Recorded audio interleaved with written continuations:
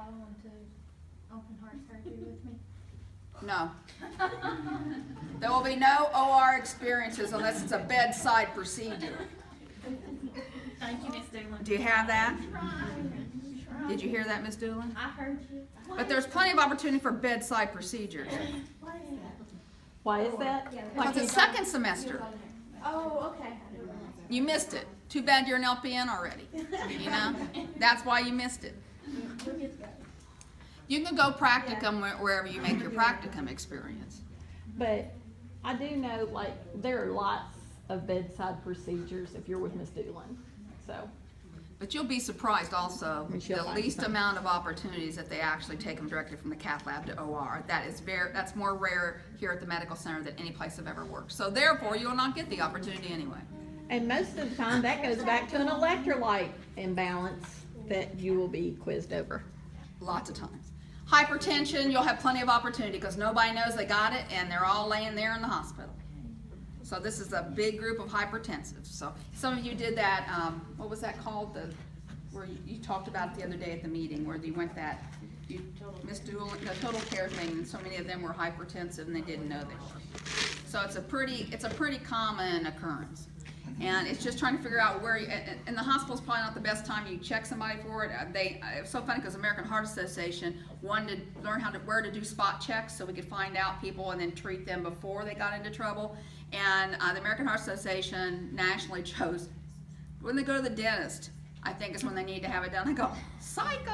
No, nobody's happy about going to the dentist. Your pressure's already up. Unless you have enough Valium in you, because you can't stand that No, sound. but they're not going to give you the Valium before they give you your blood pressure. You got to have the blood pressure before you get the Valium to make sure you're responding appropriately. Anyway, hypertension. Then you get, did I skip spring break? Then we get a spring break. And you know, you got all the rules. Are those in there, Will? All the requirements for objectives for spring break? Study break. Study, so you get ahead before after spring. Okay, break, okay? Then there's going to be the Tuesday group, different. Miss Metter's group's going to go to simulation alone. Really? Yes. All right.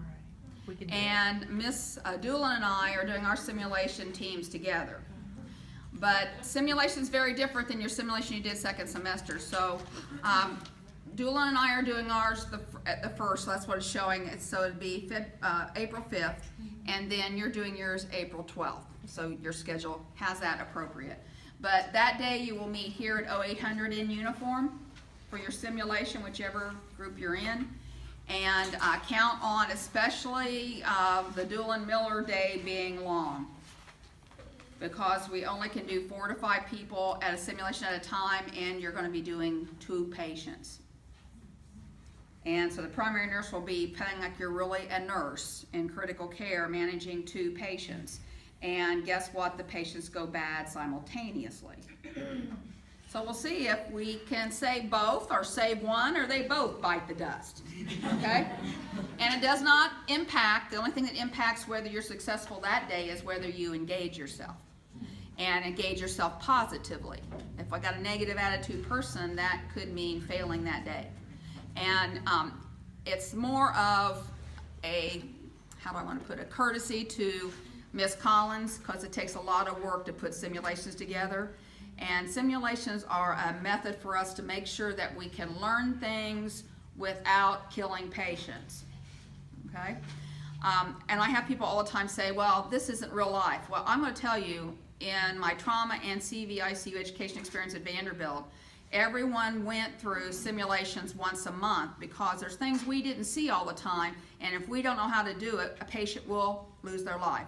Example, open chest at bedside. Because Miss Doolin wants to do surgery in the bedside, so this person's had open heart surgery, they're bleeding out, we have to go in there and we gotta stop the bleed. And so they're gonna crack the chest in the ICU. Well, you know what? She probably has a very good understanding of how to crack chests in the OR, because that's what they do all the time. We don't crack chest every day in the ICU. So we had simulations. The whole interdisciplinary team was involved with maintaining that competency every other month, because if it happened, that was going to be a bad situation. So there was a series of several skills. Ventricular assist device were used all the time in that unit. So we had to go through simulations for how to manage a ventricular assist device when it didn't work anymore. So hand pumping the device in a patient who had no heart function. So the point is, simulation will be something with you. If I'm doing even OB, there'll be simulations. There's simulations for new techniques in psychiatric nursing. So the rest of your life, you'll be undergoing sims. So you have to go in with